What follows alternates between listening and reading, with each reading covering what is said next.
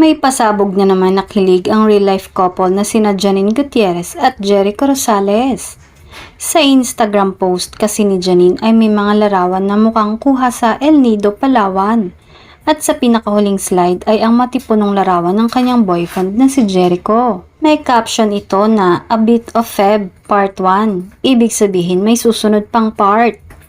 Hinala naman ng netizens ay related ang kaganapang ito sa ipinost ni Jericho na larawan ng Valentine's Day na picture nila ni Janine sa poolside.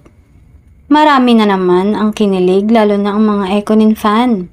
Lagi talagang nagpapasabog ang magjowang to ng kanilang mga ganap at hilig nila ay yung sa kanila ipopost pag matagal na.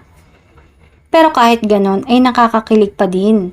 Malamang ang susunod na ibabalandran nila sa social media nila ay yung mga pinamili nila na furniture na naispatan ng isang netizen. Tahimik lang ang magjowang to sa mga ganap nila pero kahit na ganun ay hindi maikakailang sobrang pagmamahal nila sa isa't isa.